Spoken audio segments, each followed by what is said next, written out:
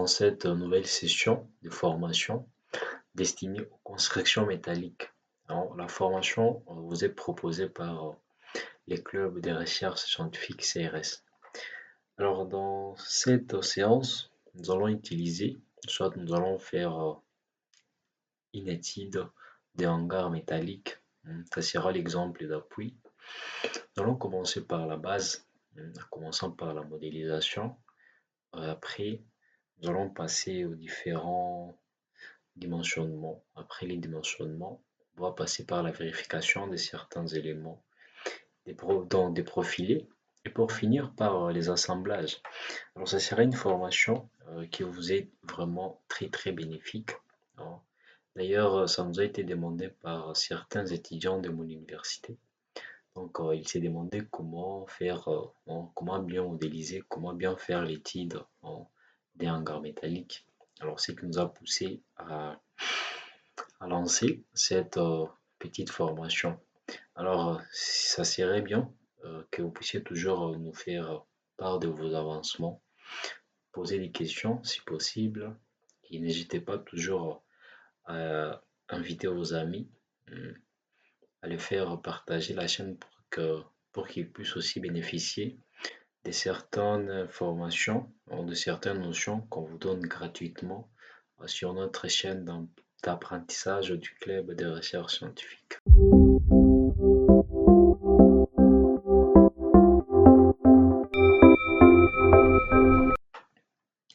Voilà donc le projet que nous allons essayer un peu de refaire dans cette formation.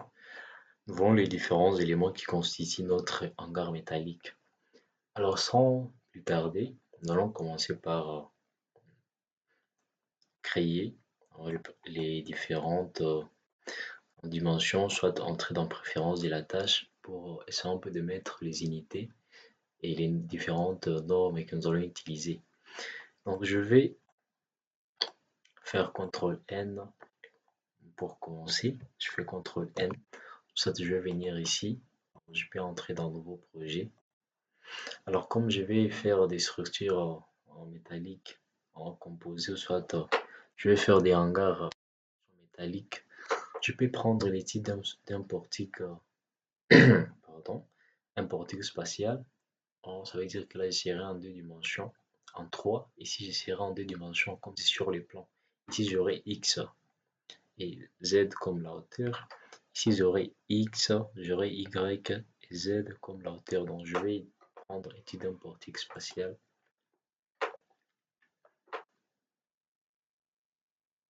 Alors, la première des choses, d'abord, je vais enlever, je vais venir dans Fichage, je vais enlever la grille pour éviter les erreurs d'accrochage. Donc, je vais enlever la grille. Je vais encore revenir pour enlever la règle. Voilà, donc je peux venir alors dans préférence de la tâche. Alors, je vais commencer d'abord une norme de conception. CM66, ça va. Alors, je peux prendre même le code, il n'y a pas de problème. Alors, les structures en bois, ça ne m'intéresse pas pour le moment. Donc, mais pour les bétons armés, je prends BAL 91 modifié 99 comme mes semelles sont en béton armé. DTI, pour la géotechnique, ça va. Je vais faire la pondération, je prends 6M66, soit je peux prendre 6M66 avril 2000, ça c'est la récente version. Alors, la charge des neiges et vents, NF65, c'est une norme française. Charge sismique, bon, je peux prendre facile, et je peux prendre le code RPS 2011, bon, même ça, je prends RPS 2011. Alors, je vais valider. Alors, je vais commencer directement par la modélisation. Avant de modéliser, j'aimerais qu'on puisse voir quelques parties qui constituent notre hangar métallique. Alors, les hangars métalliques sont constitués des poteaux qui sont là, des traverses, nous avons des pannes, les éléments qui sont placés de cette manière sont des pannes. Alors, nous avons les systèmes de les éléments de contreventement que nous pouvons voir. Alors, si on descend, ici il y a d'autres éléments, comme par exemple, là nous avons des lisses, nous avons des pannes sablières, nous avons tous ces éléments sont là, vous pouvez lire. Je suis en train de les modéliser au fur et à mesure que nous avançons dans les projets. Alors, mais d'abord, ce qui nous intéresse, c'est ça. Alors, nous savons que notre portique, notre hangar est constitué des portiques.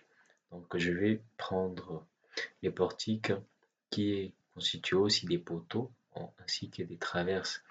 Donc, je vais revenir dans le logiciel, soit je vais d'abord faire une petite conception. Alors, je peux même faire avec ça. Donc, j'ai les poteaux, j'ai le poteau, les extrêmes. Alors, ça sera encastré comme j'aurai une base avec une semelle ici en bas. Donc, ça sera encastré. Là, j'ai mes potélés. Alors, la distance entre le potélé qui est de 5 mètres, alors la hauteur d'un poteau qui est de 6 mètres, ainsi que la hauteur de la toiture de 2 mètres. Donc, je vais simple d'appliquer tout ça. Donc, je vais venir dans le robot. Alors, j'entre, la position c'est 0. Alors, je suis toujours dans X. Je vais répéter combien de fois? Je vais répéter 1, 2, 3, 4 fois la distance des 5. Donc, je vais revenir ici. Je vais mettre 4 fois la distance des 5. Je vais ajouter. Alors, je vais mettre la hauteur. Comme je l'ai bien expliqué, la hauteur c'est pas Y, la hauteur c'est Z. Donc, j'ai 6 et 2 mètres. Je vais encore revenir. Je vais mettre 2 mètres. Alors, j'entre dans Z d'abord. Je vais répéter une seule fois. Distance de 6, c'est la hauteur d'un poteau.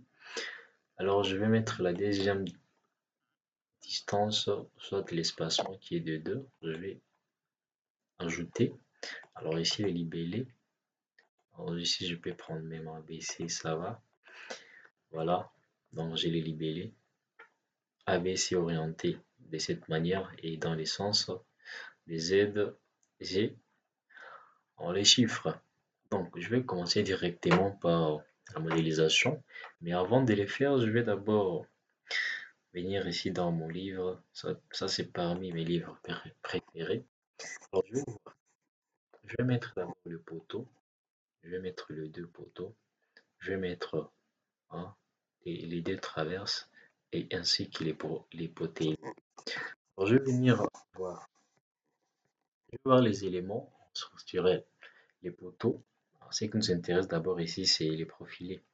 Alors, les poteaux sont généralement conçus par des profilés en I ou soit en H. Donc, je vais me choisir.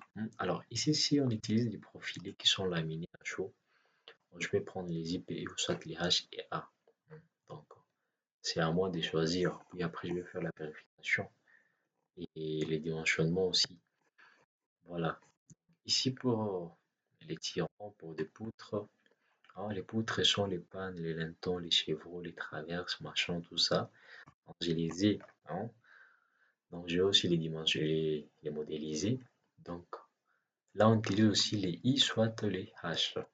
Alors, moi, je me propose, je vais prendre les profilés amis. Donc, je vais retourner ici. Alors, je vais venir ici, profiler des barres. Je vais commencer pour le potelé. Donc, je vais supprimer tous ces profilés pour qu'ils ne puissent pas m'embrouiller lorsque je suis en train de chercher de différents profilés parce que j'en aurai beaucoup.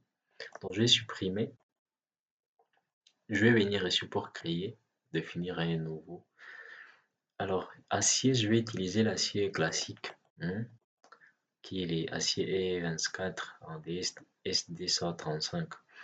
Donc, je vais prendre, bien ici, je clique là, I. Alors, la famille, je vais prendre les IPE. Alors, je vais mettre pour le poteau, je vais prendre les IPE 400. Pas de problème, je prends IPE 400. IPE 400, ça veut dire que la hauteur est de 400. La hauteur en quitte de là jusqu'à là, 400 en millimètres. Alors, je vais ajouter. Bon, je vais prendre, je vais ici changer. Pour les traverses, je vais prendre les IPE 360. Je vais ajouter. Pour le pot télé, je peux prendre les IPE 240, ça va. Je vais y tenter avec les 240. Comprenez que ces mesures peuvent changer, hein, lorsque je vais faire les dimensionnements. Donc, je vais devoir commencer par la vérification. Après la vérification, je vais voir si ça ne tient pas, je vais passer au dimensionnement. Mais quand même, d'abord, le plus important, c'est de vérifier avant de dimensionner. Alors, je vais fermer. Alors, je vais commencer. Je peux venir ici, barre. Alors, je vais prendre les IPE 400 pour commencer avec le poteau. Donc, je vais mettre le poteau de là jusqu'à là. Voilà, là, j'ai mon poteau. Je peux venir ici pour afficher les croquis des profilés. Voilà déjà les poteaux. Alors, ce que je vais faire d'abord, c'est vérifier si mon poteau est bien orienté. On va voir si l'inertie la plus forte est bien orientée. Alors, si je vois très bien, le poteau va subir des forces latérales venant de ce côté. Si je reviens ici, alors il y aura des forces latérales, soit les forces du vent, qui viendront de ce côté. Alors les poteaux doivent être bien orientés pour essayer un peu de résister ou soit de mieux se comporter face à cette force, à ces forces qui seront appliquées d'une manière latérale. La raison pour laquelle nous devons toujours vérifier que l'inertie du poteau est bien orientée. Alors, vous voyez ici, normalement, je vais mettre les repères. Alors, ça, c'est l'axe des X. Ça, c'est l'axe Z. Ça, c'est pour le fort normal. Ça, c'est pour le fort tranchant, normalement. Alors, comme il y aura des forces latérales, alors, pour essayer un peu de maintenir l'équilibre, il faut que Z soit toujours orienté vers l'extérieur.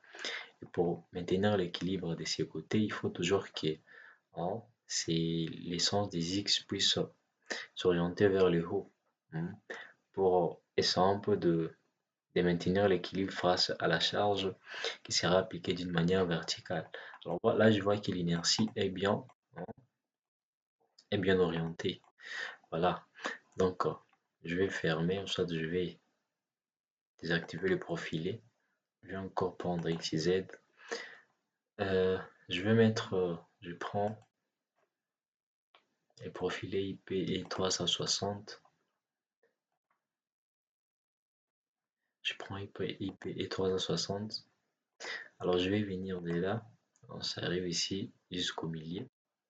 Voilà. Donc, je vais aussi vérifier si c'est bien orienté. Voilà, je trouve que c'est très bien orienté. D'abord ici, c'est très automatique et ça se comprend, hein. Là, c'est comme l'orientation justement d'une poutre. Ça, c'est l'effort normal. Ça, c'est l'effort tranchant. Voilà. Alors, euh, bon, je peux utiliser les miroirs pour être plus rapide, pour ne pas perdre. Regardez, si je dessine, soit si je modélise par exemple le poteau, comme ça, alors vous voyez que là, Z est orienté vers l'intérieur. Là, il n'y a pas équilibre compte tenu des forces extérieures, les forces latérales. Bon, là, je peux changer l'angle et ça va. Je peux venir ici, je change l'angle. Je peux venir ici, gamma. Je mets 90. Voilà, vous voyez, là, je serai obligé de mettre, de tâtonner avec les angles. Alors, je vais faire une méthode qui est plus rapide. Alors, comme j'ai déjà dessiné ça, je vais seulement appliquer les miroirs. C'est que j'ai utilisé le logiciel comme AutoCAD et autre chose, on sait comment utiliser l'outil miroir. Donc, je prends miroir vertical, je vais seulement cliquer ici au milieu. Voilà, et j'ai une bonne orientation. Voilà, je peux activer les profilés pour regarder très bien ce que je viens de faire. Voilà, si je me mets ici, je clique ici en bas. Voilà.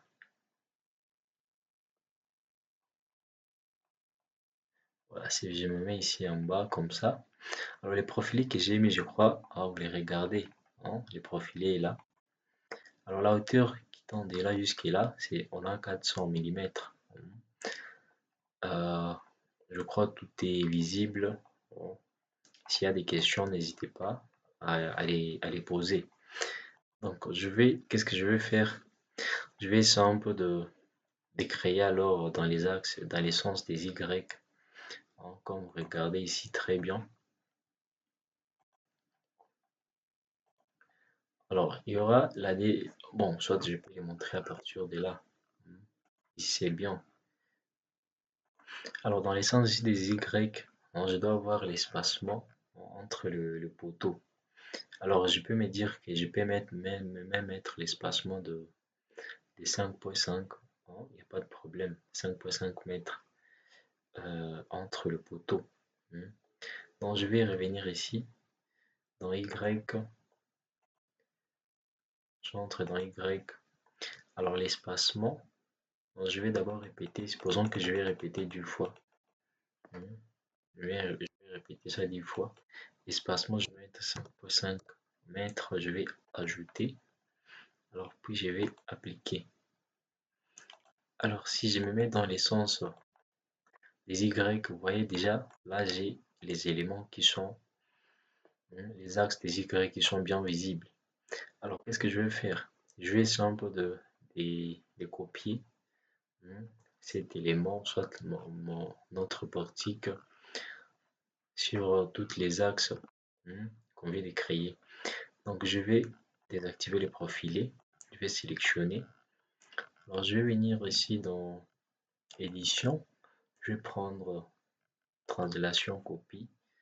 Alors, je vais écrire là que je vais répéter 10 fois. Comme c'est une même distance, donc je vais mettre, bon, avant de faire ça, d'abord, je vais mettre les appuis.